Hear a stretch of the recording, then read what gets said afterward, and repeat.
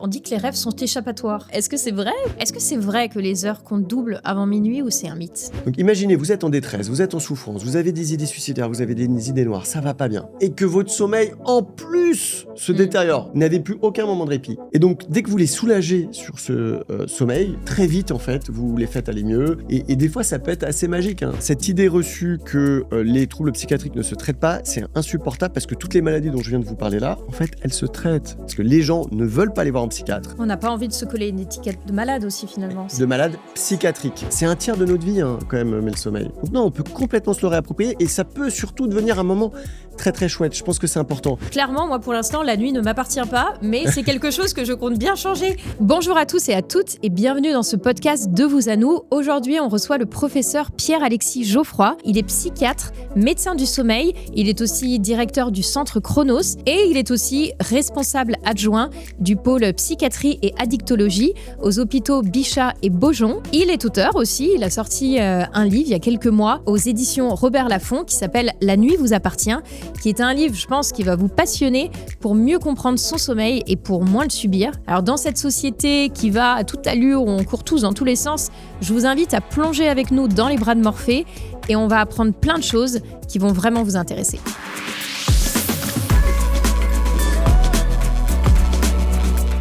Bonjour professeur. Bonjour. Avant d'être professeur, chercheur et auteur, parce qu'il y a beaucoup de choses qui se passent, vous étiez qui? Est-ce que vous pouvez nous raconter en 2 mots qui vous êtes? On va dire globalement que comme beaucoup d'enfants, j'ai souhaité faire pompier ou médecin. Voilà. J'ai hésité entre les deux, puis finalement j'ai plutôt fait médecine. J'ai fait pas mal de sport enfant et au départ j'ai fait médecine plutôt pour faire médecine du sport. Et puis ça a changé au cours de mes études médicales. Donc finalement il y a un des rêves qui a été accompli. Alors médecin, pas pompier, mais une manière de sauver des vies quand même. Une manière d'être utile. Je pense que j'ai l'habitude de dire que la vocation médicale naît d'un rêve d'action, l'envie de faire des choses pour les autres.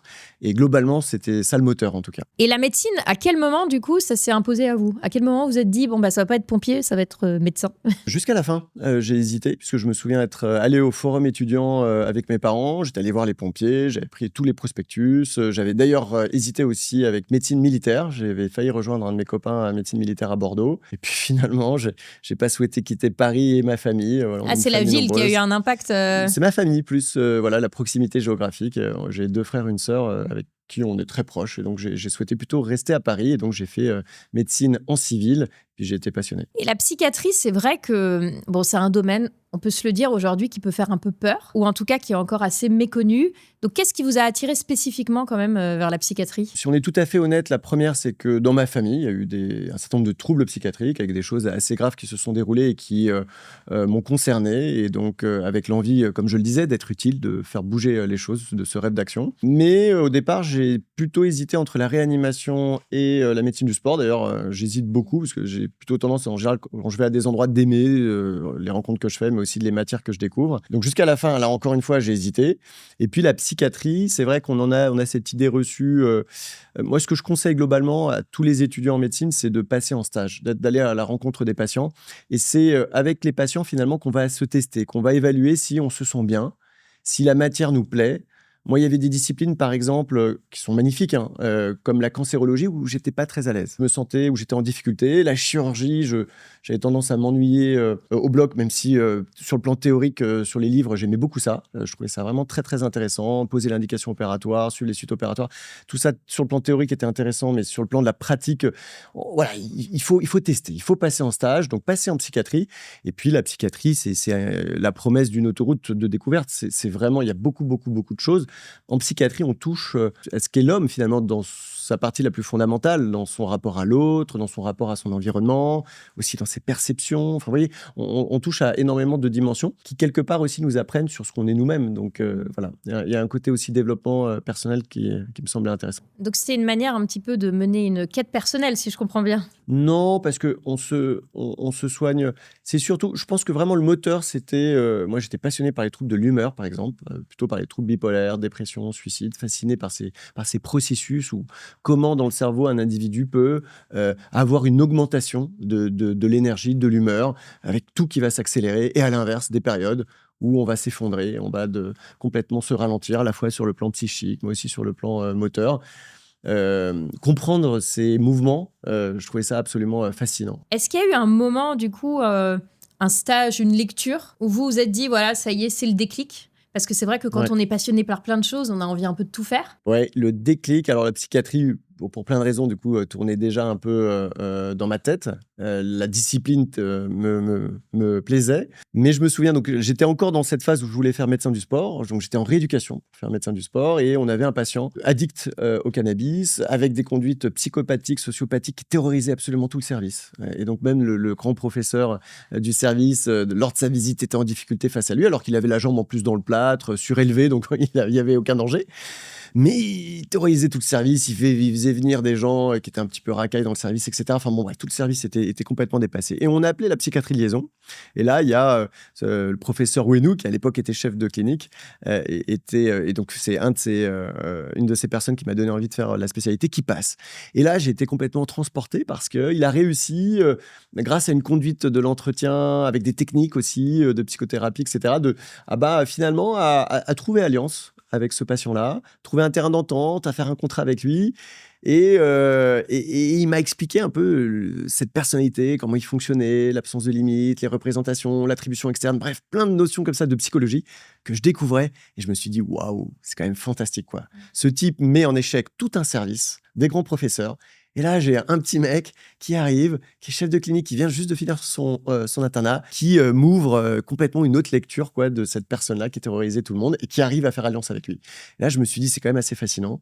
Et donc, c'était un des déclics. Et il a tout de suite su, il a réussi direct à calmer Il n'a pas su tout de suite. C'est une sorte de jeu de ping-pong comme ça, vous voyez, que vous faites. Et ce qui est fascinant, c'est de voir que dans la tête du psychiatre, les choses s'organisent.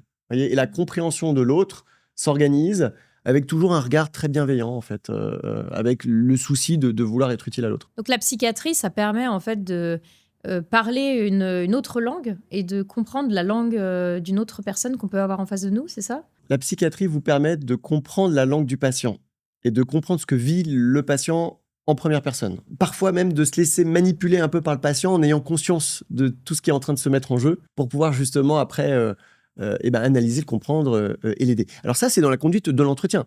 Après, la psychiatrie, c'est une discipline médicale comme les autres. C'est-à-dire, nous, on va identifier les signes et symptômes que présente le patient, ses plaintes. Les signes, c'est les choses objectives qu'on va percevoir chez lui. Par exemple, quelqu'un qui est déprimé, on va voir le oméga mélancolique, l'hypoménie, l'hypotonie, le langage qui va diminuer dans son intensité. Bon, il y a tout un tas de choses comme ça qu'on va pouvoir percevoir. S'il a un syndrome catatonique, un ralentissement, des attitudes cireuses. Bref, donc il y a tout un tas de choses comme ça qu'on va percevoir au niveau de notre inspection ou examen clinique. Et puis, en fonction des signes et symptômes qu'on a identifiés, on va regrouper ça dans des syndromes. Et ces syndromes, on va, en fonction de retentissement, de durée, de physiopathologie, les regrouper dans des maladies. Voilà. Et en fonction des maladies, on a des traitements en regard. Et du coup, vous avez fait votre thèse à Lille, c'est ça? Absolument. Est-ce que c'est là un peu que tout a commencé? Oui, initialement, j'étais à Paris, j'étais à Créteil. Puis, j'ai choisi de faire mon internat à Lille. Ma femme devait me rejoindre. À Lille, donc j'ai fait mon internat de psychiatrie. Et effectivement, au départ, j'ai fait un premier semestre en secteur de psychiatrie où vraiment, c'est le cœur de la psychiatrie. Le secteur de psychiatrie, la psychiatrie est organisée en fonction du lieu où vous habitez. Et en fonction du lieu où vous habitez, vous avez un lieu d'hospitalisation, libre ou sous contrainte, parce qu'il y a un certain nombre de patients, 80% des gens qui rentrent en psychiatrie rentrent par un phénomène aigu, un délire, une mélancolie gravissime.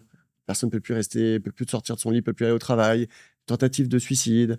Bref, des choses bruyantes, effractantes dans le parcours de vie. Et donc, les gens, souvent, sont hospitalisés au début. Et puis après, il y a de l'ambulatoire. On appelle ça les centres médico-psychologiques. Il y a d'autres structures qui vont permettre après de suivre, de pouvoir accompagner, de suivre les gens. Donc, au cours de ce premier stage, j'avais fait un cours aux infirmiers dans le service. Puis ça s'était bien passé. Et ma co-interne avait son mari qui, lui, organisait les conférences de Lille Internat, son public, les conférences de préparation à l'internat. Il m'a dit, on a plus de conférenciers en psychiatrie, est-ce que tu ne voulais pas intervenir? Et donc, je suis rentré, en fait, par le monde universitaire un peu comme ça, en faisant des confs, quoi, pour préparer les étudiants. Et en fait, ça s'est bien passé. Après, j'ai coordonné Lille Internat. Et de fil en aiguille, après, j'ai fait des référentiels, j'ai fait de la recherche. Enfin, bon, bref, et ça a continué de bien se passer. Donc, il y a plein de portes qui s'ouvrent comme ça. Et votre thèse, du coup, portait sur la saisonnalité, les troubles bipolaires, les rythmes, la maladie mentale. Qu'est-ce qui vous a amené à travailler là-dessus spécifiquement ? Alors, trouble bipolaire, c'était quelque chose que je voulais faire. Dans ma famille, il y avait eu un certain nombre de soucis avec ça. J'étais fasciné par cette maladie. J'avais envie d'améliorer les prises en charge, de faire bouger les choses. Donc très vite, je me suis intéressé à ça. Notamment, je peux le dire, j'avais un oncle qui était très, très malade et qui en est mort, qui en est décédé. Et donc, j'avais envie de faire bouger un peu les lignes sur ça. Donc, j'ai fait ma thèse sur ça. J'ai été assez actif sur le trouble bipolaire parce que j'ai fini mon internat avec 36 publications. Donc, j'avais vraiment ce souhait de voilà, faire avancer le truc, quoi, de bouger les lignes. Parce que là, on va parler de mon livre, mais en fait, j'ai surtout eu d'abord un parcours de chercheur et d'enseignant pour mieux comprendre la maladie, mieux comprendre les lignes. Et à l'époque, je m'étais intéressé au trouble bipolaire parce qu'en fait, c'est très hétérogène comme maladie. On comprend peu les causes. Et ce qui me fascinait, moi, c'était les caractéristiques saisonnières. Un quart des patients en fait, qui souffrent de troubles bipolaires, c'est 2 à 4% de la population, c'est affreusement banal, hein, affreusement commun. On connaît tous des gens qui ont un trouble, qui ont un trouble bipolaire. Eh bien, un quart d'entre eux ont des récurrences saisonnières. C'est vraiment une pathologie de la lumière. L'hiver, ils vont faire des dépressions hivernales. 40% de symptômes sur l'année, ils n'arrivent plus à fonctionner, ils n'arrivent plus à aller au travail.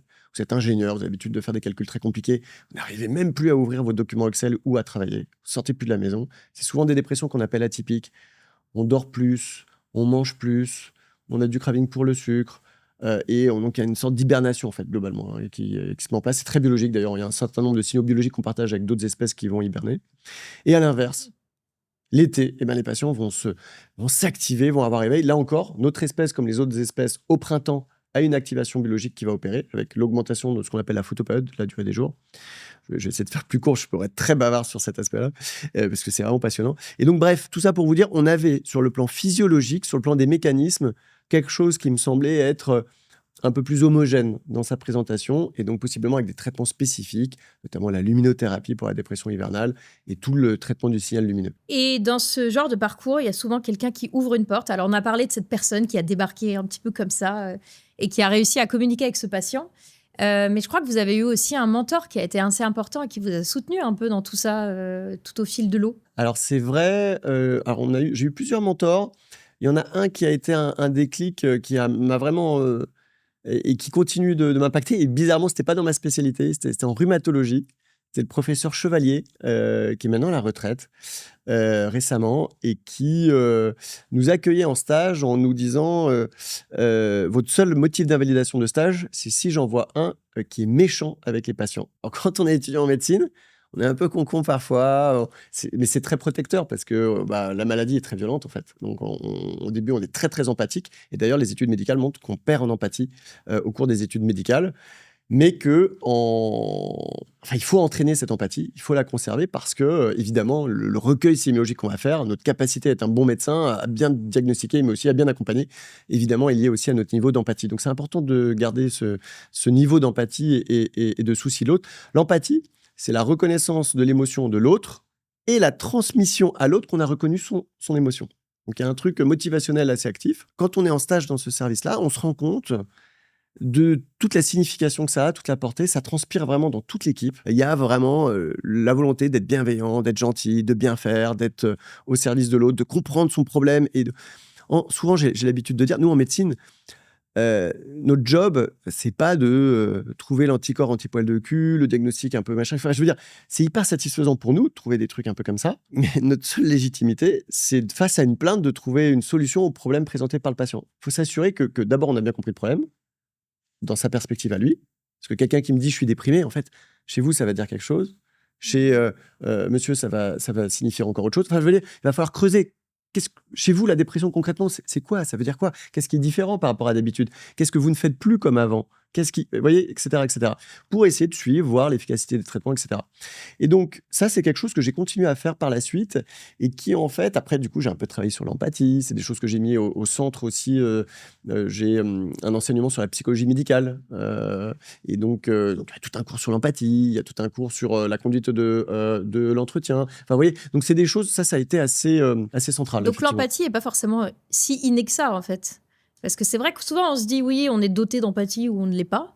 Mais c'est quelque chose quand même qui se travaille alors. Alors oui, il y a même des gens qui n'ont pas d'empathie, parce qu'ils n'ont pas le logiciel à empathie. Et l'empathie, c'est quelque chose qui est variable, en fait, d'une situation à une autre. Vous êtes militaire. On vous dit, les ennemis, c'est eux, il faut les tuer. Vos centres d'empathie ne sont pas allumés. Et donc, c'est ce qu'on appelle, par exemple, un meurtre justifié. Par contre, si vous tirez sur un civil, c'est un meurtre injustifié. Là, paf, vos centres dans le cerveau d'empathie s'activent. C'est parce que socialement ou militairement, ou bref, le contexte a fait que on vous a dit que c'était justifié d'aller attaquer. Voilà. En médecine, en fonction, par exemple, c'est tout bête, vous êtes de garde. Moi, je suis plus empathique à 6-7 heures du soir, 18-19 heures. Vers 4-5 heures du matin, j'essaye, je fais mon mieux pour être empathique. Mais ouais, vers 4-5 heures, c'est un peu plus dur d'être empathique parce que je suis fatigué, j'ai une pression de sommeil, etc. etc. Et le sommeil, on va en reparler justement, parce qu'il y a beaucoup de choses à dire. Mais tout d'abord, une idée reçue que vous détestez sur la psychiatrie. Qui m'agace le plus, parce que justement, j'ai choisi psychiatrie aussi parce qu'on pouvait traiter les patients. 75% des Français pensent que les troubles psychiatriques ne sont pas traitables et qu'on est condamné à vivre avec. Et il y a à peu près la même prévalence de gens qui n'aimeraient pas vivre avec des gens qui souffrent de troubles psychiatriques. Sachant que les troubles psychiatriques, c'est 1 personne sur 4 vies entières. Vous avez beaucoup plus de chances. Personne n'a peur de faire une dépression ou de faire un suicide. Tout le monde a peur de faire Alzheimer, tout le monde a peur de faire un infarctus, mais tout le monde pense être protégé sur la dépression et suicide. Or, c'est 1 personne sur 4 vies entières. Le burn-out, maintenant, tout le monde fait des burn-out, ce qui est bien, parce qu'il y a une reconnaissance sociale du fait de faire un burn-out. Sauf qu'en pratique, donc, mais c'est même une qualité, quoi. Vous êtes trop donné à votre travail, donc parce que vous êtes trop engagé dans votre travail, oui. Mais nous, en pratique, face à un burn-out, ce qu'on doit faire en tant que médecin, c'est le remettre dans la bonne case. Donc, OK, il y a un épuisement professionnel. Est-ce que c'est de la dépression? La personne, elle est ralentie, elle n'arrive plus à se concentrer, elle n'arrive plus à travailler, elle est fatiguée tout le temps, etc. Est-ce que c'est un trouble panique? Il panique, il fait des attaques de panique, ça va très vite, il a peur, il a chaud, il a l'impression qu'il va mourir, etc. Donc bref, il fait des attaques de panique ou des crises de spasmophilie, des fois on appelle ça de manière commune. Est-ce que c'est un trouble insomnie, avec des troubles de l'endormissement ou du maintien de sommeil? Est-ce que c'est un trouble de stress post-traumatique, quelqu'un qui a été harcelé ou agressé sur son travail et qui en a l'air tout le temps et qui est stressé tout le temps? Bref, etc., etc. Donc nous, après, il faut qu'on le remette dans la bonne case et qu'on puisse traiter. Donc en fait, cette idée reçue que les troubles psychiatriques ne se traitent pas, c'est insupportable parce que toutes les maladies dont je viens de vous parler là, en fait, elles se traitent. Il y a plein de prises en charge, médicamenteuses, non médicamenteuses. Donc ça, c'est l'idée reçue sur la psychiatrie qui m'agace le plus. Parce que les gens ne veulent pas aller voir un psychiatre parce qu'ils se disent « je vais être dans la psychiatrie, je vais être considéré comme fou. » Et c'est fini pour moi. On n'a pas envie de se coller une étiquette de malade aussi, finalement. De malade psychiatrique. Moi, j'ai une patiente, je peux vous donner un exemple, qui était juge, enfin qui est toujours juge, qui marche à 300 à l'heure. Elle a fait un épisode mélancolique gravissime. Elle est restée clouée au lit pendant 1 an. C'est ses enfants, ses filles de 8 à 12 ans qui lui apportaient à manger au lit. Coupure d'électricité. Elle a même eu un escar, donc c'est une plaie à force d'être alitée trop longtemps. Son mari est parti. Elle a perdu tous ses amis. Par la suite, elle a fait un cancer du sein. Elle dit, cancer du sein, c'était difficile.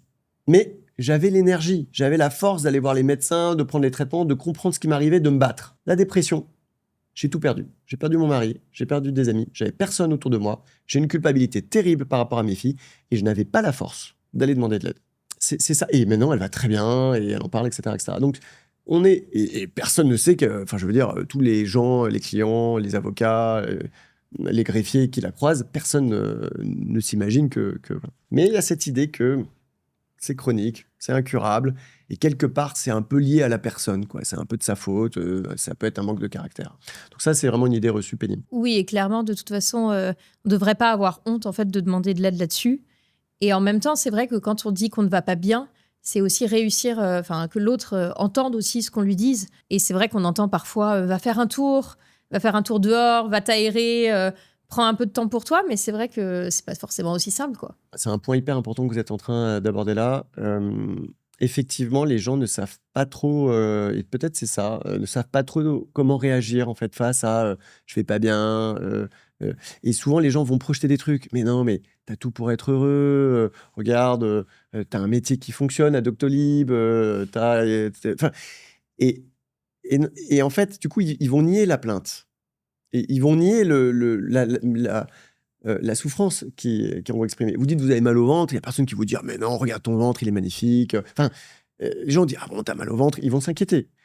C'est la même réponse qu'on devrait avoir face à « Ah bon, tu vas pas bien en ce moment, tu es fatigué, mais depuis combien de temps ?» Enfin, vous voyez, il ne faut pas projeter des émotions sur l'autre. Il faut accueillir l'émotion de l'autre, la comprendre, c'est ça, l'empathie. Et reconnaître ce que l'autre est en train de vivre. Mais c'est pour tout. Quelqu'un qui vit un deuil, il n'y a rien de plus insupportable que quelqu'un qui est effondré, limite plus que vous, quoi. Vous voyez, on est là, on est en soutien, on est à l'écoute, on porte l'autre. On essaie d'être utile de la manière dont l'autre souhaite qu'on soit utile. Et parfois, une personne m'a dit aussi, une personne qui n'allait pas bien, j'ai essayé de lui donner des conseils, etc. Et un jour, elle m'a regardée, elle m'a dit « Mais Marion, tu sais, parfois, j'attends juste de toi que tu sois là. Et tu n'as pas forcément besoin d'absolument me trouver une solution. En fait, juste le simple fait de sentir ta présence, largement suffisant. » Et à ce moment-là, ça m'a vraiment fait réfléchir. Et depuis, j'ai arrêté d'absolument vouloir trouver un argument, une solution pour que l'autre aille mieux. Juste parfois, c'est, la personne ne va pas bien, il faut traverser. Il faut traverser et il faut donner du sens. C'est exactement ça. Je vais vous raconter une autre anecdote, parce que souvent les anecdotes aident. Une fois, je suis intervenu sur une intervention au service des brûlés. J'étais appelé pour ça, et c'était une maman qui, son domicile a brûlé. Et elle a pu sauver 2 de ses enfants, mais pas le dernier. Parce que les pompiers l'ont empêché de rentrer dans le domicile. Le domicile qui s'effondrait, et voilà. Bon, vous êtes psychiatre, je veux dire, même si votre but, c'est d'essayer d'identifier un état de stress aigu et des éléments de dissociation qui pourraient être des facteurs de risque d'évolution à un trouble de stress post-traumatique. Donc voilà, vous faites ce qu'on appelle du diffusing en urgence pour limiter le risque d'évolution à un trouble de stress post-traumatique. Mais c'est terrible, parce qu'on se dit, mais quels mots je vais pouvoir trouver pour échanger avec cette dame, c'est juste horrible. Et donc, je fais un entretien que je trouve merdique, mais merdique. Je suis là, en plus, on avait un masque, on avait tout, etc. etc. Donc, j'essaye de l'accompagner comme je peux, cette dame, avec les techniques que j'avais apprises. Et je sors de l'entretien, je vais voir ma chef, je lui dis « Écoute, Fred, je trouve que j'ai été nul cet entretien », je débriefe avec elle, etc. Et puis, il se trouve que le hasard de la vie fait que je revois cette dame 1 mois plus tard. Et elle me dit, elle me reconnaît, et elle vient me voir, et elle me dit « Écoutez, je n'oublierai jamais vos yeux au-dessus du masque. Et vous étiez le seul moment humain dans ce truc juste terrible, juste horrible que j'étais en train de traverser. Et vous m'avez beaucoup aidé. » Et elle m'a dit ça, alors que, honnêtement, je pense que c'était un des plus mauvais entretiens que j'ai fait. Mais le fait pour elle de mettre du sens, et ce sens, il est hyper important. C'est-à-dire, quand vous vivez un truc terrible, même si c'est de la colère, même si c'est de la culpabilité, parce que vous n'avez pas réussi à sauver, etc., etc., en fait, mettre du sens, ça vous évite de devenir fou, que ça soit complètement aliénant. Vous voyez, ça vous donne une direction et un moteur. Et d'ailleurs, il faut laisser quelqu'un qui se sent coupable, faut pas lui dire « Mais non, vous n'êtes pas coupable, vous avez fait ce qu'il faut. » Non, au contraire, ce sens l'aide. On le traitera après si elle a la culpabilité qui reste. Et en l'occurrence, cette dame-là, elle a très bien évolué. Mais c'est une forme de reconnaissance, en fait, de l'autre. Alors, il y a une chose qu'on reconnaît de plus en plus, c'est les problèmes de sommeil, notamment, forcément, pas seulement, mais avec les jeunes parents ou les personnes insomniaques. Enfin, c'est souvent des choses où on pense directement à ce type de profil-là. On se penche de plus en plus sur la thématique du sommeil parce que je pense que ça touche pas mal de monde, à des niveaux quand même très différents. Après, il y a un peu à boire et à manger, on en reparlera après. Et quand vous êtes psychiatre, vous avez après décidé que le sommeil pouvait devenir un terrain de jeu. Ouais. À quel moment et comment ça se passe surtout à ce moment-là ? Pourquoi le sommeil ? Comment ? Alors, il faut savoir que c'est historique. C'est-à-dire, les psychiatres étaient les premiers à s'intéresser aux pathologies du sommeil. Pourquoi ? Parce que comme dans les pathologies psychiatriques, on est face à une plainte comportementale. Je n'arrive pas à dormir, je me réveille, ou au contraire, je dors trop, ou j'ai des troubles du comportement au cours de la nuit, je fais des choses bizarres la nuit, je me lève, je vais faire des choses. Donc, on est sur le même type de plainte qui est une plainte comportementale. Donc, la première classification des maladies du sommeil était faite par les psychiatres. C'est la première chose. La deuxième chose, moi, personnellement, m'intéressant aux troubles de l'humeur, les troubles du sommeil sont centraux. Quand vous souffrez de dépression, votre sommeil va s'altérer. C'est d'ailleurs souvent le premier symptôme. Plus de 90% des patients sont en capacité d'identifier des changements de leur sommeil avant de tomber en dépression. Sur une étude récente, on a montré par exemple, de manière un peu plus précise, qu'avant une tentative de suicide, 80% des gens altèrent leurs rêves avec une séquence. 4 mois avant, ils font des mauvais rêves. C'est des rêves dysphoriques, négatifs. 3 mois avant, en moyenne, ils font des cauchemars. Donc, c'est des mauvais rêves qui réveillent le dormeur. Et 1 mois et demi avant, ils jouent le scénario suicidaire qu'ils vont effectuer par la suite. On traduit dans le rêve, évidemment, la souffrance et les difficultés qu'on a en journée. Vous voyez, ça, c'est des choses très concrètes. Et à l'inverse, quand vous êtes en manie, en fait, les gens vont s'activer. Le sommeil va se réduire, on parle d'hyposomnie ou d'insomnie sans fatigue, et les gens vont hyper fonctionner, vont être hyper actifs, etc. Donc en fait, c'est hyper central dans moi, les pathologies que j'étudiais, et quand vous faites un parcours de recherche universitaire, vous prenez un sillon, quoi. Vous pouvez pas tout étudier. Et certains font de la génétique, alors j'ai fait un peu de génétique, mais sur les gènes de l'horloge, sur les cord clock genes, tout est chronobiologie, hein, tout tourne sur 24 heures, les rythmes veille-sommeil tournent sur 24 heures. Donc, il y en a qui font de l'imagerie, il y en a qui font de la biologie, il y a différentes choses. Et moi, je me suis intéressé à la physiologie du sommeil et à la physiologie des rythmes, à la chronobiologie, parce que c'est tout à fait central dans cette maladie. Et puis, en entrant donc par cette voie qui est l'insomnie, la chronobiologie, là, j'ai découvert tout un monde qu'est le sommeil et qui, en fait, est d'intérêt assez récent. Parce qu'on est sur un pilier vous avez parlé boire à manger tout à l'heure comme expression, c'était marrant de faire ça parce que c'est l'alimentation, l'autre pilier c'est l'activité physique, mais le troisième pilier c'est le sommeil. Mais on dit pourtant, parce que vous parlez des rêves, on dit que les rêves sont échappatoires. Est-ce que c'est vrai Alors, ou est-ce quand que on s'intéresse aux rêves et aux cauchemars, déjà c'est le premier point que vous soulignez et c'est assez génial, c'est que on touche tout de suite à l'intime. Dès que vous parlez du rêve ou du cauchemar de quelqu'un, en fait, on touche tout de suite à son intime, à son vécu, à ce qui l'angoisse, etc. C'est au cours du rêve et des cauchemars qu'on va digérer les émotions, on va digérer le stress, on va mémoriser, on va faire des replays de notre journée. Donc oui, le rêve est absolument là pour ça. Quand j'étais plus petite, on me disait lis ton cours pour ton examen de demain, comme ça tu l'intégreras mieux pendant ton sommeil. Exactement. Alors je pense que ça peut être bien, mais en même temps, on peut aussi en rêver encore plus la nuit. Hein. Et tant mieux, c'est le but en fait. On va le rejouer, on va le faire plein de fois et effectivement, le lendemain matin, on s'en souvient mieux.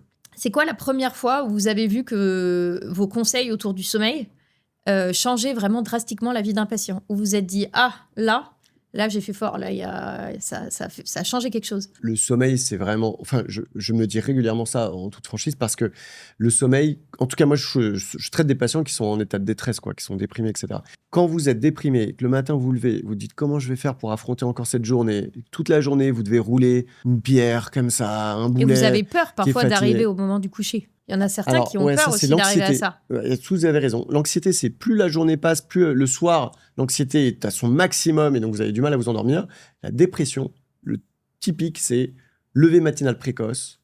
La douleur morale est maximale le matin et à l'inverse, le soir, quand vous couchez, vous êtes content d'avoir enfin atteint cette fin de journée et vous êtes content d'aller au lit. Donc imaginez, vous êtes en détresse, vous êtes en souffrance, vous avez des idées suicidaires, vous avez des idées noires, ça va pas bien. Et que votre sommeil, en plus, se détériore. La nuit n'est même plus un moment de refuge. Ça devient insupportable, c'est intolérable. Vous n'avez plus aucun moment de répit. Et c'est souvent d'ailleurs le moment de bascule où là, les gens vont commencer au suicide, vont penser au suicide, vont vous faire un suicide. Et donc, dès que vous les soulagez sur ce sommeil, très vite, en fait, vous les faites aller mieux, très vite, vous les soulagez. C'est vrai aussi, tout à l'heure, on parlait du burn-out. Hein, souvent, les gens dorment très mal. Dès que vous les faites un peu dormir, ils vont mieux. Pareil pour les cauchemars. Et des fois, ça peut être assez magique. Hein. Vous traitez quelqu'un qui est envahi de cauchemars tous les jours, toutes les nuits, il se réveille, il va prendre de l'alcool pour essayer d'inhiber un peu ces espèces de reviviscences qu'il a au cours de la nuit. Il en peut plus. Le lendemain matin, il est fatigué, etc. Vous le traitez par répétition d'imagerie mentale, par exemple, ses cauchemars, il en a plus. Mais pouf, c'est une délirance. Bah ouais. Et quand vous êtes arrivé dans ce domaine, est-ce que le sommeil, c'était un terrain justement qui était reconnu par les psychiatres? Très peu, parce que... alors, on a beaucoup parlé des rêves et des cauchemars à l'époque, en fait, au début du XXe siècle, avec Freud, Jung, etc. C'était la psychanalyse. Et du coup, c'était un domaine qui était réservé à un champ de psychothérapie qui pouvait paraître pas très moderne pour l'aspect très médical, très neurobiologique, etc. Il y a eu...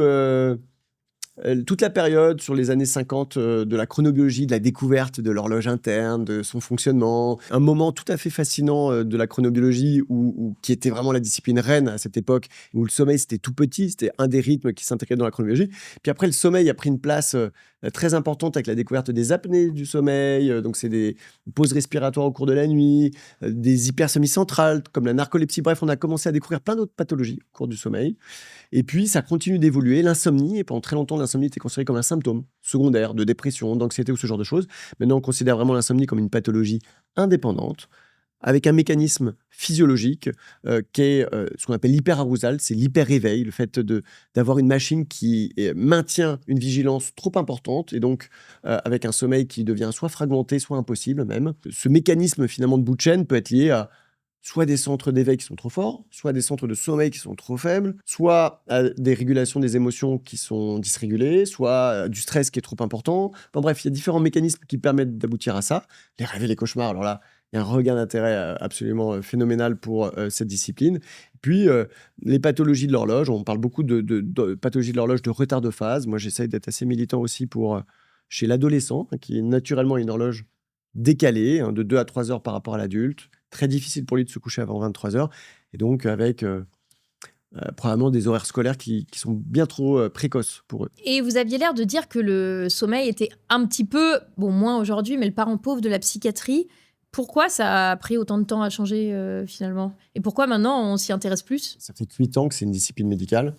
Là, mais c'est au niveau international, pas seulement en France. En France, on est plutôt bon en sommeil parce qu'il y a eu Michel Jouvet à Lyon qui a découvert le sommeil paradoxal. Enfin, historiquement, la France a toujours été forte en sommeil, en fait. Là, il ne reste plus qu'un seul pays européen qui met la discipline à l'internat pour que ça soit obligatoire dans tous les pays d'Europe. Donc, vous voyez, on est vraiment en pleine transition, en pleine transformation.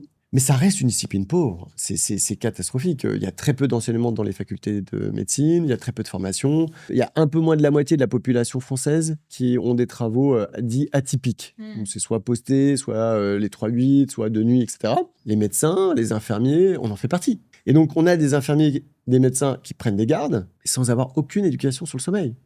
Comment ils font? Est-ce qu'il faut faire une sieste avant? L'éclairage au cours de la garde? Il faut pas de psychostimulants 6 ou 7 heures avant le sommeil qu'on va avoir. Bref, il y a plein de trucs à connaître. Tous les ans, on est catastrophé par ces médecins, ces infirmiers qui se tuent sur la route en rentrant de leur travail en post-garde. Et on n'en fait rien. Et la première action qu'on devrait faire, c'est justement, voilà. Mais les choses sont en train de bouger, il faut être optimiste. Et notamment, on a un soutien de l'État qui est très important sur ces thématiques-là, puisque en juillet 2025, donc de l'année dernière, on a eu historiquement la première feuille de route interministérielle sommeil qui concerne du coup tous les ministères pour mettre en place un certain nombre de choses, de formations, avec des choses très concrètes.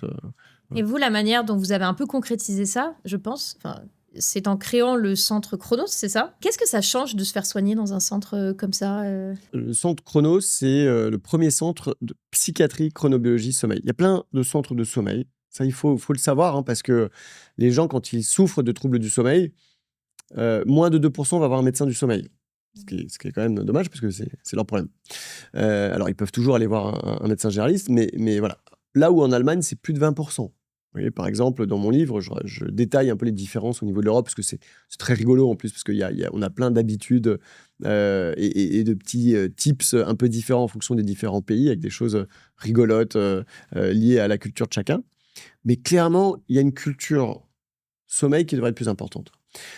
Moi, mes patients avec troubles psychiatriques, ceux qui souffrent de schizophrénie, de troubles bipolaires, d'autisme, d'anorexie, d'addiction, etc., ils ont des difficultés à aller dans ces centres de sommeil.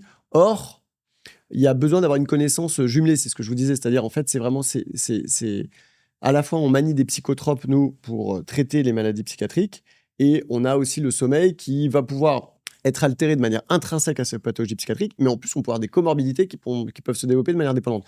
Donc, il va falloir manier les deux. C'est-à-dire, concrètement, moi, j'ai des traitements antidépresseurs qui sont sédatifs, d'autres qui sont excitants. J'ai des thymorégulateurs qui vont moduler aussi la chronobiologie ou le sommeil. Et il y a des neuroleptiques, des antipsychotiques qui vont moduler, etc. Donc, il va falloir jouer, combiner avec tous ces traitements-là pour proposer des traitements spécifiques. Je donnais l'exemple, par exemple, de la dépression saisonnière, hivernale. Typiquement, elle doit être traitée par des psychiatres qui ont aussi des connaissances en sommeil et en chronobiologie. Et justement, avant de parler de ce que ressent un patient, est-ce que vous regardez comment il dort ? Est-ce que c'est un critère? Toujours. Vraiment, le sommeil, ça fait partie de ce qu'on appelle en plus les conduites instinctives ou physiologiques. Donc, alimentation, activité physique, sexualité, sommeil, c'est les 4 grands pans physiologiques qui vont s'altérer. Et le sommeil est vraiment tout à fait central. C'est souvent un des premiers symptômes qui va s'altérer. C'est souvent un des symptômes annonciateurs de rechute. Et c'est aussi souvent c'est le symptôme résiduel le plus fréquent. Les gens vont garder cette cicatrice, vont jamais retrouver le même sommeil. Et si vous ne traitez pas cette dimension sommeil, malheureusement, ils vont rechuter ou avoir une mauvaise évolution. Et on a parlé beaucoup aussi de l'horloge interne. En quoi ça peut avoir un impact sur les gens et sur leur dépression, sur les troubles? On a 3 piliers de sommeil. Le premier pilier, c'est justement cette régularité des rythmes. L'entraînement par les rythmes, avec le plus important, le lever qui doit être à heure fixe. Voilà. Si vous fixez le lever, vous fixez le reste des rythmes. Le deuxième pilier, c'est la durée de sommeil. Alors, on entend 7 à 8 heures. Ce qu'il faut juste avoir en tête, c'est que 7 à 8 heures, en fait, c'est une courbe de Gauss, c'est la moyenne de la population. Donc, quand on regarde en santé publique, la population dans son ensemble, si vous vous écartiez de 7-8 heures, eh bien, il y a plus de maladies mentales, plus de maladies physiques. C'est pas des petits chiffres, hein. Juste pour que vous ayez un ordre d'idée, si on parle juste de la tentative de suicide, quand vous dormez moins de 5 heures, c'est 12% de tentatives de suicide sur l'année. Sur l'année. Si vous dormez 7 à 8 heures, on est autour de 3 à 4%. Vous voyez, c'est des différences qui sont énormes, en fait. Et le troisième pilier, je reviens sur la durée, un quart de la population dort moins de 6 heures. C'est catastrophique. Un quart dort moins de 6 heures, sachant que moins de 6 heures, la définition, c'est petit dormeur. Et les petits dormeurs, c'est très, très génétique, hein, il y a un gène qui code vraiment pour une durée de sommeil, c'est 2% de la population. Donc, vous voyez, 2% qui, génétiquement, sont petits dormeurs, n'ont pas de retentissement sur le quotidien, c'est souvent des gens qui l'étaient d'ailleurs au cours de leur enfance, versus un quart de la population. Donc, ça veut dire qu'on a énormément de gens qui sont en privation sévère de sommeil, avec tout le retentissement sur l'organisme, sur leur espérance de vie de cette privation de sommeil. Et le troisième pilier, c'est la qualité de sommeil. La qualité, c'est une question toute simple, c'est le matin, est-ce que je me sens reposé de ma nuit? Oui, vous êtes en bonne santé, non, vous êtes en mauvaise santé. On parlait tout à l'heure notamment des soignants qui font des gardes, etc., ou même tous ceux qui nous écoutent et qui travaillent en horaire décalé. Est-ce que c'est vrai que les heures comptent double avant minuit ou c'est un mythe? C'est vrai et c'est faux. C'est vrai dans le sens où si votre rythme à vous, c'est effectivement de vous coucher, mettons, 23 heures et de vous lever à 7 heures. Si vous retardez votre coucher, vous allez être en privation de sommeil. Ce qui est faux, c'est que votre premier cycle sera toujours votre premier cycle. Et en qualité, il y aura plus de sommeil profond, qui est ce sommeil récupérateur, régénérateur vital. Et au cours de la nuit, vous faites plus de sommeil profond au cours des premiers cycles de sommeil, et vous faites davantage de sommeil paradoxal dans leur proportion en deuxième partie de nuit. Mais souvent, on entend, alors que ce soit côté soignant ou patient, on est tous dans un rythme de vie très effréné. On ne va pas forcément pouvoir changer le système là tout de suite. Mais on dit parfois on peut agir sur des choses comme la lumière bleue, les écrans. Enfin, on revient toujours un petit peu à ça. Est-ce que vraiment ça change quelque chose ou c'est une illusion? Je voudrais revenir sur la première partie parce que je trouve que ce point est hyper important. Vous avez raison quand vous dites on est tous dans ce rythme effréné. Bref, on est tous pris dans un espèce de tourbillon de la vie comme ça. Et le sommeil, en fait, c'est pénible, quoi. On n'a pas le temps. On a plein de choses à faire. On a envie d'être actif. En plus, le sommeil, c'est son côté privé chez soi. Je reçois déjà suffisamment d'injonctions dans la journée, donc on va pas être moralisateur de tu dors pas comme il faut mettre ci pour bien dormir, il faut faire ça et ça et ça. Donc il y a un côté insupportable. En plus, sur un temps qu'on a envie de grignoter pour pouvoir faire plus de choses. Parfois, on n'a pas le choix aussi. Il y en a qui font tellement des gros horaires, qui travaillent comme des fous aussi. Exactement. Tout à fait. Très loin de moi d'être moralisateur sur le sommeil. L'idée, c'est au contraire, et c'est vraiment le titre un peu militant de mon livre, La nuit vous appartient, c'est de se réapproprier ce moment-là comme étant un moment chouette, actif, où il se passe plein de choses. En fait, la nuit, se préparer au sommeil, ça peut être un moment hyper agréable. On peut avoir une routine d'endormissement qui nous fait plaisir, avec de la lecture qu'on aime bien, de la musique, c'est la musique qu'on aime, des podcasts sur des thèmes qui nous plaisent. Bref, un moment pour soi, de repos, de déconnexion, où on prend soin de soi et où on va passer après un moment de repos dans des conditions qui sont sympas. Avoir un bon lit, une bonne literie, un bon oreiller, on est bien, on est content et c'est un bon moment, que c'est un moment de la journée. Et se dire que ce moment, c'est un moment, en fait, c'est un gain de temps parce qu'il est très actif. C'est au cours de la nuit qu'on va mémoriser, on le disait tout à l'heure, mais c'est aussi au cours de la nuit où on va créer. Vous avez des soucis, vous avez des problèmes, eh bien, vous allez vous réveiller possiblement avec la solution ou une partie de la solution.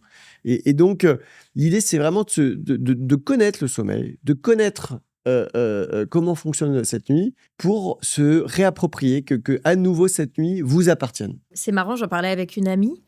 Personnellement, moi, j'ai vraiment une nonchalance à aller vers le sommeil, c'est-à-dire j'ai peu de motivation à aller dormir, mais très peu de motivation. Ça m'ennuie. Et je me dis, il faut déjà aller dormir. Alors qu'il y en a d'autres qui n'attendent que ça et qui ne rêvent que de ça. Et mon mari, par exemple, fait des siestes de 2 heures. Et le soir, il retourne se coucher. Et on se dit parfois, on n'est pas tous égaux par rapport au sommeil. On a notre quotidien, notre rythme de vie. On en parlait aussi en off, hors interview, mais on a aussi un peu ce truc de la société où ça fait bien d'être toujours occupé, de sortir le soir. Si vous sortez pas le samedi soir, ça fait pas bien. Et donc, je trouve c'est intéressant d'avoir cette idée de retrouver le plaisir du temps pour soi. Peut-être ça peut être un message aussi pour ceux qui ont du mal à trouver le sommeil. On peut quand même si on est insomniaque ou mal ou qu'on a beaucoup de soucis personnels ou professionnels la journée, on peut quand même trouver du plaisir à aller au moment du coucher, en fait. Absolument. Et c'est tout l'objet de ce livre. C'est vraiment d'essayer de reprendre un peu du plaisir, de se redécouvrir, de se reconnaître. C'est un tiers de notre vie, quand même, mais le sommeil. Donc, on passe énormément de temps à dormir. Donc, c'est dommage, effectivement, comme vous dites, un peu de fuir ou d'aller à reculons sur un tiers de notre vie. Quoi. On passe un tiers à aller à reculons. Quoi. C'est quand même hyper dommage. Donc, non, on peut complètement se le réapproprier et ça peut surtout devenir un moment très, très chouette. Je pense que c'est important. Mais c'est tout le regard de notre société à changer. Et vous le disiez, je veux dire, moi, je connais personne qui se vante au travail de dire moi, je dors 11 heures. Ah ouais, trop de chance et tout, tu dors 11 heures. Ça marche pas comme ça. Par contre, vous dites moi, je dors 4 heures, comme tous ces présidents, Trump y compris, là, qui déclarent. Il y a eu un article dans le Télégraphe. Alors, J'ai vu une vidéo où il s'est endormi. Parce qu'en fait, il a besoin de plus. Et évidemment, donc, il a les conséquences qu'on appelle la somnolence diurne excessive. Cette somnolence diurne excessive, le fait de s'endormir dans des situations où on ne souhaiterait pas s'endormir, c'est 36% des jeunes. Un tiers des jeunes ont une somnolence diurne excessive. C'est monstrueux. Et c'est 26% des adultes quand on sort des jeunes. Parce que souvent, on a l'impression que c'est les personnes âgées. C'est pas les personnes âgées. Ceux qui souffrent le plus de somnolence, c'est les jeunes. C'est 36%. Et donc, par contre, vous dites ah ouais, moi j'ai besoin de dormir que 4 heures. Ah ouais, trop de chance et tout, mais tu dois faire plein de trucs, etc. etc. Donc, je pense qu'il faut vraiment... Le trop de chance, c'est profiter de ce moment-là. Savoir en profiter. Comme on se dit, lui, il est au travail, il est heureux, il est enthousiaste, il est optimiste, etc. Trop de chance, moi aussi, j'aimerais avoir cet appétit pour la vie, cette gourmandise d'être au travail, etc. Là, c'est pareil, c'est un tiers de notre vie. Et donc, c'est trop de chance quand, 1, on arrive à respecter son besoin de sommeil, et 2, on arrive à y être heureux. Et de la même manière, est-ce qu'il y a des gens qui sont insomniaques, mais qui ne savent pas ? Non, parce que l'insomnie, c'est vraiment une souffrance au quotidien. C'est une pathologie des 24 heures. La définition, c'est au moins 3 nuits par semaine pendant au moins 3 mois, avec des difficultés d'endormissement ou de maintien du sommeil. Et c'est un retentissement sur le quotidien. Il faut que ça vous impacte sur votre fonctionnement socio-professionnel. Donc, s'il n'y a pas de retentissement sur le quotidien, vous n'êtes pas insomniaque. Et on pense souvent à prendre quelque chose pour dormir, si on n'arrive pas. Est-ce que c'est vraiment ça, la bonne réponse ? Non. La bonne réponse, d'abord, c'est de voir son médecin généraliste, de faire un diagnostic. Parce que les gens, quand ils ont des problèmes de sommeil, ont ce qu'on appelle une plainte d'insomnie. Je dors mal. Et les gens ne savent pas pourquoi ils dorment mal. Ça peut être des apnées, ça peut être un problème de l'horloge. Je n'ai jamais aucun patient qui m'a dit « Docteur, je souffre d'un trouble des rythmes circadiens » ou « Je souffre d'un syndrome de retard de phase ». Par contre, ce que vous disent les gens, c'est « J'arrive pas à m'endormir ». J'ai le sommeil, le soir, ça vient pas, je suis actif, j'ai chaud, donc je m'occupe. On me dit qu'il faut que j'aille me coucher, je me faisais engueuler par mes parents lorsque j'étais plus jeune, mais le soir, j'ai pas sommeil. Et ben, ça peut être un décalage de l'horloge. Et donc, ça se traite pas avec des sédatifs. On peut sédater quelqu'un et le tabasser, mais son horloge ne sera pas traitée. Il sera toujours en difficulté le matin avec ce qu'on appelle une inertie de réveil. Donc, ce qu'il faut, c'est l'aider à resynchroniser l'horloge avec de la luminothérapie, une activité physique matinale pour remonter la température centrale, un entraînement des rythmes avec différentes méthodes, de la mélatonine éventuellement au coucher. Enfin bon, bref, on a un certain nombre de chronothérapies pour aider. Tout ça pour dire, de la plainte d'insomnie, il y a une démarche diagnostique qui est de remettre le patient dans la bonne case. Si on confirme de l'insomnie, à ce moment-là, le premier traitement, c'est une psychothérapie. C'est la thérapie cognitivo-comportementale de l'insomnie. Ça marche très bien, 80% des patients sont améliorés, 40 à 50% ont une réponse. Et en cas d'inefficacité de cette psychothérapie, il y a plein de psychologues qui en font, il y a plein de centres de sommeil qui en proposent. Maintenant, il y a des solutions numériques qui apparaissent, qui sont disponibles en France. Là, on peut faire appel au traitement, mais seulement en deuxième ligne. Et malheureusement, encore beaucoup de patients qui me sont orientés pour des résistances n'ont même pas eu ce traitement de première ligne. Et vous le voyez chez des soignants aussi ? Vous soignez parfois des confrères ? Ah oui, bien sûr. Vous en avez qui viennent vous voir, parce que parfois on dit le cordonnier, le plus mal chaussé, etc. Et puis les soignants, ils vivent quand même des choses qui sont difficiles dans des conditions assez stressantes. Le soir, s'ils sont pas de garde, ça doit être dur de déconnecter. Je pense à nos amis psychologues, par exemple, qui peut-être se refont un peu leur journée et toutes les émotions qu'ils ont absorbées. D'abord, les soignants ont une santé qui est catastrophique. Il y a eu un rapport récent là qui montre que la santé des soignants est catastrophique. C'est lié notamment aux horaires postés, mais aussi aux conditions de travail, à la violence effectivement des maladies que l'on reçoit. Mais de manière plus générale, et c'est important de le dire, quel que soit le métier, les métiers où il y a de l'émotion, où il y a des contacts sociaux avec l'autre, c'est les métiers qui sont les plus éprouvants. Quand vous avez pas d'interaction sociale et pas d'émotion, enfin, on a tous des émotions, mais je veux dire, vous voyez, des émotions ressenties au cours du métier. Là, ce qu'on fait, par exemple, votre travail de journaliste, etc., où on va échanger, discuter avec un certain nombre d'intervenants, en fait, le côté émotionnel de la relation sociale est fatigant, est épuisant. Ça, vous voyez, par exemple, c'est un des facteurs de risque de burn-out. C'est le fait d'avoir un métier avec des relations sociales. Un autre facteur de risque, c'est la déconnexion, cette incapacité à se déconnecter. Avec les nouveaux supports numériques, quand vous êtes soignant, c'est très compliqué parce qu'on vous contacte, on vous envoie des SMS, vous avez vos mails qui continuent à la maison. Moi, principale source de stress dans la vie, c'est les mails. Enfin, très clairement, je reçois 200 à 300 mails par jour, c'est l'horreur. Mais je ne sais plus comment faire. Donc, il y a une absence de déconnexion. Avant, quand il n'y avait pas tout ça, vous partiez du travail et vous étiez chez vous, quoi. Puis pouf, et puis après, quand vous reveniez au travail, ça recommençait. Mais voilà. Donc, il y a plein de facteurs comme ça qu'on identifie en médecine et sur lesquels on peut intervenir. Et après, on dit ça crée une dette de sommeil. Ça, c'est une belle expression.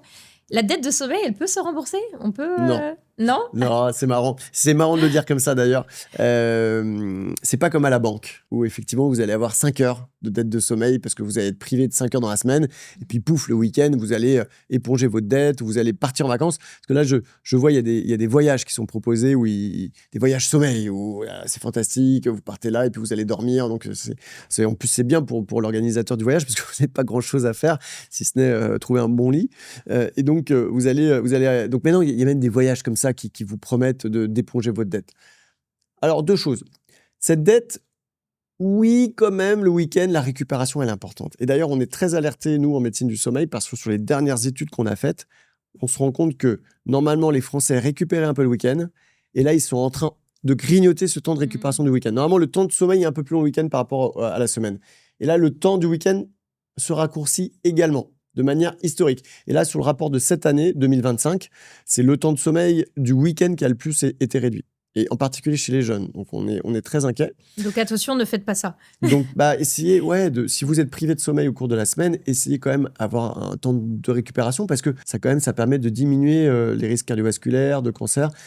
Il faut le dire, en fait, parce que le sommeil est le 2e facteur de risque de surmortalité. Si vous voulez vivre mieux, vieux et longtemps, il faut bien dormir. Premier facteur de risque de surmortalité, c'est le tabac. 2e, le sommeil.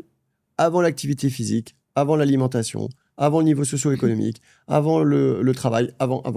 Et du coup, vous avez ramené votre livre, La nuit vous appartient. C'est un livre passionnant que j'ai commencé d'ailleurs à lire moi-même. Vous avez aussi publié, je crois, plus de 300 publications de manière générale. Donc, vous êtes très actif dans le domaine. Mais vous l'avez dit, il y a pas mal de choses un peu gadgets. Tout le monde se met à parler du sommeil. Comment on fait le tri et qu'est-ce qui est utile, qu'est-ce qui est du bruit? Parce que c'est vrai que les réseaux sociaux, c'est génial parce que ça ouvre plein de portes. Et en même temps, on se retrouve aussi face à tout ce brouhaha, notamment quand on est parent. Ça, c'est quand même... Il y a un énorme tri à faire, j'imagine. D'ailleurs, le premier livre le plus vendu, c'est pas le mien, j'aimerais bien, sur le sommeil. C'est un livre sur le sommeil des bébés. Parce que je pense qu'il y a plein de parents qui sont en galère. Voilà, donc moi, j'ai évidemment tout un chapitre sur le sommeil des enfants, sur les routines, sur mettre en place. Donc clairement, moi, comme je vous le disais, je suis un chercheur clinicien et c'est mon premier livre grand public parce que c'est absolument horrible ce que je lis, ce que je vois et ce qui traîne sur les réseaux sociaux. Tout le monde a un avis sur le sommeil. Il y a plein de bêtises, mais toxiques, contre-productives sur le sommeil chez les gens. Les gens qui m'arrivent déjà après avoir vu un certain nombre de professionnels. Il y a des coachs sommeil. Il y a plein de charlatanisme autour du sommeil. C'est un domaine comme l'alimentation, c'est un domaine où ça pullule. Souvent, je donne cet exemple-là, mais c'est vrai. Par exemple, moi, ma femme est aussi médecin et elle est spécialisée en greffe rénale. Elle n'a pas ce problème-là, ma femme. En greffe rénale, vous voyez, les gens, ils n'ont pas trop d'avis, quoi. Ils font confiance à celui qui... Voilà. Moi, le sommeil, c'est... alors, Alors qu'il y a très peu d'éducation, malheureusement. Alors que l'alimentation, les gens connaissent, 5 fruits et légumes, le poisson gras. Et c'est très bien, il faut continuer. Il y a plein de choses à connaître. L'alimentation, on est sur un pilier de santé. Donc il faut continuer à être informé. Le sommeil, les gens ne sont pas du tout informés. Et donc, du coup, on lit tout et n'importe quoi. Donc l'idée, et puis des fois avec des trucs très injonctifs, très moralisateurs qui sont contre-productifs, du coup les gens le font pas, ça leur fait peur, etc. Donc non, l'idée vraiment de ce livre-là, c'était, parce que quand on fait une publication, vous l'avez dit, en fait on parle à quelques centaines de scientifiques, on parle entre nous en congrès, etc. Donc j'avais envie de rendre en fait ces connaissances médicales, ces connaissances scientifiques au grand public, mais de manière agréable. Moi, mon éditeur, quand on a travaillé le projet, il m'a dit, Pierre, il faut que tu te fasses plaisir. Parce que si tu te fais plaisir en écrivant ce livre, en fait, les gens, quand ils vont te lire, ils prendront Vous allez le plaisir à lire le transmettre, livre. quoi. Et puis voilà, ça sera un moment de plaisir. Voilà. Et toute l'idée est là. Il faut que la nuit devienne un moment de plaisir et il faut que s'intéresser au sommeil soit plaisant. Bah, c'est sûr que je pense qu'il y a beaucoup de parents qui nous entendent, qui nous écoutent et qui se disent « Moi, je ne rêve que d'une chose, c'est de retrouver mes nuits. Donc vite que mon enfant retrouve un peu son sommeil. » En fait, il y a deux choses. Ça, il y a le sommeil de l'enfant, donc j'en parle. Donc, comment finalement accompagner l'enfant, comment mettre en place des rituels, les extractions progressives. Bon, bref, il y a tout un tas de techniques avec des démonstrations scientifiques que ça fonctionne. Après, voilà, j'offre une boîte à outils, puis les gens testent et voient ce qui est possible de leur côté. Mais il y a aussi le sommeil des parents. Il y a un certain nombre de parents, en fait, là aussi de manière très physiologique, c'est le grand classique, hein, la femme qui va accoucher. Il y a justement un hyper-éveil qui apparaît parce que il y a de la lactation, parce qu'il y a plein de choses hormonales qui fait que la femme, à ce moment-là, elle a un sommeil qui est fragile, qui est fragmenté. L'homme aussi, un peu moins à risque, mais quand même. Et des femmes qui vont jamais récupérer leur sommeil après un premier enfant. C'est l'exemple de Marie Darrieussecq dans son livre Pas dormir, qui est une de nos grands écrivaines françaises qui a développé son insomnie. Elle en parle, hein, c'est public dans son livre. Elle en parle, à page 283, paf, on voit le truc apparaître en postpartum comme ça. Donc ça, c'est un exemple. Et donc beaucoup de parents, malheureusement, ne retrouveront pas le sommeil qu'ils avaient avant. Et donc il va falloir qu'eux aussi s'intéressent à ce sommeil, le comprennent. Et c'est Proust qui disait ça, mais en gros, on mesure l'importance du sommeil et on a des choses intelligentes à dire sur le sommeil que le jour, finalement, où le sommeil commence à s'altérer. Sinon, on s'en rend pas compte, en fait, de la chance qu'on a de bien dormir. Mais il y a de l'espoir. On peut retrouver et on peut traiter ça à condition. Et il y a un public particulièrement que vous aviez envie de toucher, c'est les étudiants, pour pouvoir aussi un peu mieux accompagner les patients.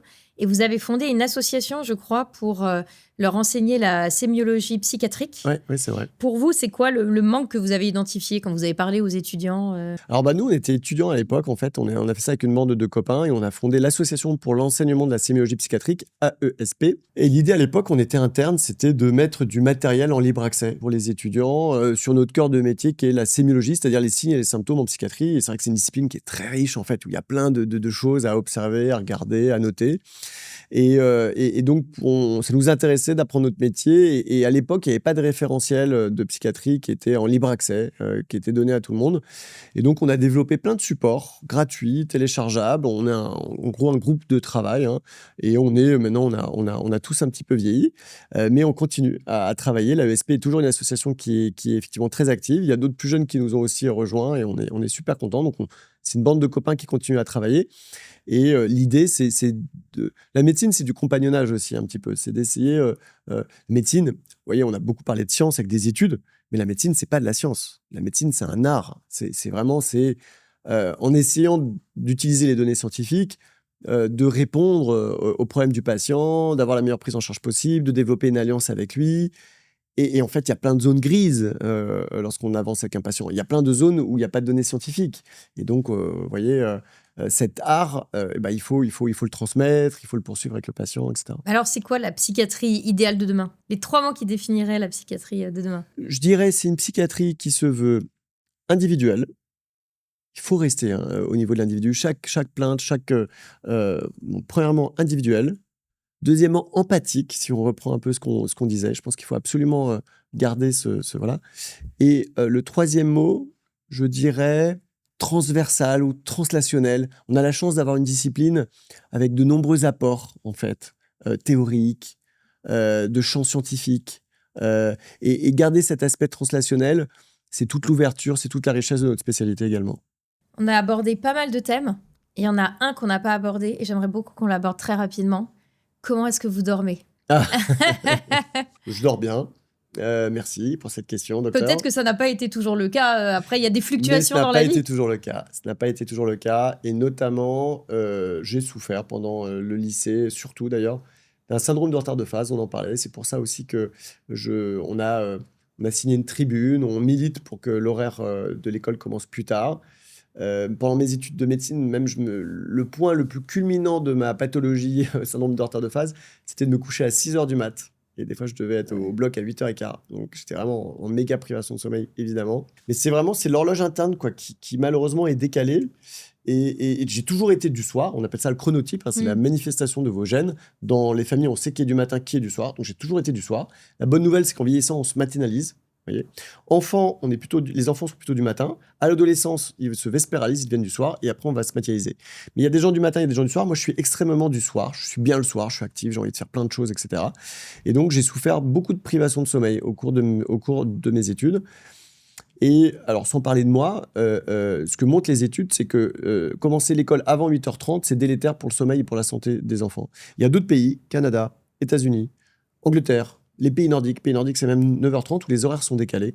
L'idée, c'est pas de faire les enfants se coucher plus tard, c'est de respecter leur horloge interne, de respecter leur biologie, de faire en sorte qu'ils ne soient pas en privation de sommeil, et du coup, qu'ils soient en meilleure forme, en meilleure santé. Et puis après, ça ne veut pas dire sortir plus tard.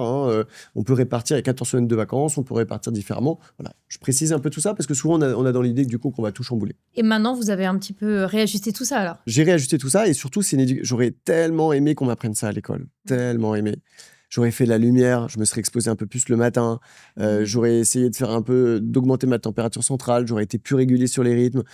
Parce que du coup, j'ai essayé le week-end de récupérer, donc je me levais vers 13h, 14h, mais le week-end. Et du coup, j'aggravais, parce que le dimanche soir, impossible quand vous êtes réveillé à 14h, 15h de vous lever, d'aller vous coucher le dimanche soir. Donc du coup, vous êtes complètement fracassé le lundi matin. Donc vous faites encore une semaine en privation de sommeil, etc. etc. Donc j'aurais aimé, et on milite pour ça, il y a plein de choses qui se mettent en place pour que dès l'école, en fait, comme il y a une éducation à l'alimentation, comme il y a une éducation au sport, qu'il y ait une éducation aussi au sommeil. Quel est le message vraiment principal que vous avez envie de passer aux soignants qui nous écoutent? C'est quoi la chose vraiment que vous aimeriez leur dire? Aux soignants, je leur dirais, reprenez goût au sommeil, intéressez-vous à nouveau à votre sommeil pour mieux vivre. Et à ceux qui justement ne sont pas du tout dans le domaine médical? La même chose peut-être? La même chose, exactement la même chose. Les soignants sont de la population générale. Reprenez plaisir, faites en sorte, voilà, c'est le titre de mon livre, que la nuit vous appartienne à nouveau et ne fuyez pas ce moment. Ne subissez pas ce moment qui est un tiers de votre vie, c'est vraiment bien trop dommage. On arrive à la fin de notre interview, mais j'ai encore une petite question qui vous concerne. C'est quoi le conseil sommeil à vos patients et à vos confrères que vous leur donnez, mais que vous n'appliquez pas? Allez, je vais être honnête. C'est de faire une déconnexion numérique 2 heures avant le coucher. Honnêtement, souvent... Super dur. Super dur. D'abord, je mets le réveil. D'ailleurs, dans les études qu'on fait, je vais mettre mon réveil le soir, en fait. Donc, je vais regarder mon portable pour régler mon réveil. Et si je suis honnête, il y a des moments où je vais pas mettre que mon réveil. Je vais faire autre chose. Et ça, je ne devrais pas parce que très clairement, je le sais, c'est mon expérience personnelle, je dors beaucoup moins bien si j'ai regardé les écrans et surtout si je les ai regardés longtemps avant de dormir. Et je dors beaucoup mieux si j'ai eu cette déconnexion numérique. Donc le meilleur conseil, et ça que j'applique, par contre, je ne peux pas m'endormir, moi, si je n'ai pas lu, même si c'est 2 lignes, 2 phrases. Des fois, je tombe tout de suite, mais j'ai besoin de cette déconnexion. C'est une forme de rituel, en fait, finalement. Complètement. Et c'est tellement... Alors non, il faut faire attention, parce que des fois, j'étais en congrès en Espagne, et j'avais oublié mon livre. Et donc, à 22h30, j'ai cherché un livre et j'ai trouvé un truc. En Espagne, ils ont des boutiques de recyclage de livres qui sont ouverts hyper tard. Et donc, j'ai pris un livre en occasion dans un truc ouvert à 22h30 parce que, en fait, juste le fait de ne pas pouvoir lire quelque chose avant de m'endormir, voilà. C'est peut-être le rituel un peu réconfortant, en fait, ou ça fait partie, en fait, on ne peut plus s'en passer. Alors, il y a ce côté habitude et donc, si on ne l'a pas, on n'y arrive plus. Mais aussi, la lecture ou une activité comme ça simple vous permet de vous concentrer sur le présent, sur le tout de suite et maintenant. Et donc, permet de couper avec les ruminations de la journée, avec l'anticipation anxieuse de ce que vous avez à faire le lendemain. Et donc, c'est une bonne fenêtre de transition pour tomber dans le sommeil. Et alors, c'est quoi la suite maintenant? Parce que vous avez, on peut peut-être le dire, la quarantaine. Vous avez plus de 300 publications, un livre grand public qui est sorti il y a quelques mois, je crois. C'est de poursuivre. Je crois que vraiment, on a plein de projets d'équipe. On a des projets de recherche là en cours avec des étudiants. Le service, on tend à le développer peut-être sur un pan un peu plus de téléconsultation. J'ai pris goût au fait d'avoir cet échange un peu plus direct avec le public et je pense que ça fait partie de notre métier de médecin-chercheur, d'avoir différents canaux de communication, de communiquer entre nous, entre chercheurs, mais aussi de communiquer nos résultats au grand public, parce que c'est des investissements publics aussi dont on dispose, et donc on doit rendre compte de ce qu'on fait avec cet argent public.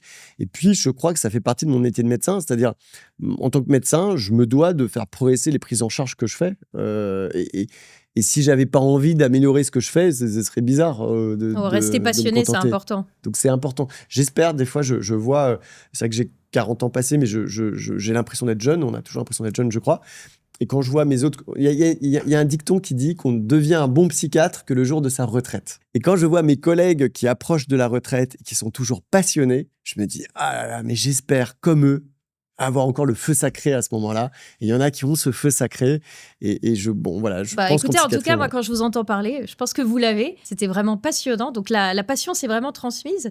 Et je peux même vous dire que vous m'avez donné envie de mettre en place des choses. Puisque clairement, moi, pour l'instant, la nuit ne m'appartient pas, mais c'est quelque chose que je compte bien changer dès ce soir. Alors, je ne vais pas faire comme les gens qui disent « Oui, ce soir, je me coucherai plus tôt » parce que je n'y arriverai pas. Je l'admets, il faut admettre ses limites. Mais en tout cas, je pense que ceux qui nous regardent auront plein de clés, qu'on soit soignant, qu'on soit patient, qu'on soit parent, qu'on soit... peu importe la situation dans laquelle vous vous trouvez. Il y a plein de clés. Merci beaucoup pour ça. Et oui, et puis tranquille avec tout ça. C'est-à-dire, on a déjà suffisamment d'injonctions en journée, dans la vie, au boulot, etc. Le sommeil, c'est du lâcher-prise. C'est du lâcher-prise et ça doit être du plaisir. Donc, tranquille avec tout ça. Faites-le au moment où, voilà, là, c'est une bonne fenêtre parce qu'on s'en est parlé aujourd'hui. Donc, vous vous dites, ah bah oui, allez, pourquoi pas m'y intéresser un peu. Et puis, si vous relâchez, c'est pas grave. Mais voilà, en tout cas, ce que j'espère, c'est chez les gens qui nous ont écoutés, avoir semé une petite graine et qu'à un moment ou un autre, il y ait cette fenêtre qui s'ouvre sur ce moment-là. Écoutez, moi, personnellement, la fenêtre s'est ouverte. Donc, je pense que ça doit être le cas de tous ceux qui nous regardent. Donc, merci beaucoup. Franchement, c'était passionnant. Donc, la nuit vous appartient à retrouver avec plein de conseils et de thématiques pour poursuivre un petit peu sur cette conversation qu'on a initiée aujourd'hui. Merci beaucoup d'être venu. Merci à vous. J'étais enchanté. C'était vraiment un plaisir. Merci à tous ceux et celles qui nous ont regardés. J'espère sincèrement que ça vous donnera des clés, comme je disais, quelle que soit la situation dans laquelle vous vous trouvez. Et puis, la vie, de toute façon, n'est pas, entre guillemets, un long fleuve tranquille, comme on le dit. Il y a des phases de vie aussi. Donc, écoutez, on vous souhaite en tout cas le meilleur. Et à votre tour, de retrouver de douces nuits. Et puis, un peu de sérénité. Et j'espère que vous en aurez appris autant que moi aussi sur la psychiatrie. Et que ça permettra de prendre la parole et de faire tomber un peu les mythes aussi sur toutes ces choses et de faire avancer les choses. N'hésitez pas surtout à vous abonner à la chaîne YouTube de Doctolib, puisque maintenant on a un épisode par mois. On va avoir plein de sujets justement santé, société qui vont arriver. Donc restez bien connectés et je suis sûre que cet échange passionnant va éveiller pas mal de vocations. Espérons-le. Merci. Merci beaucoup et à très vite.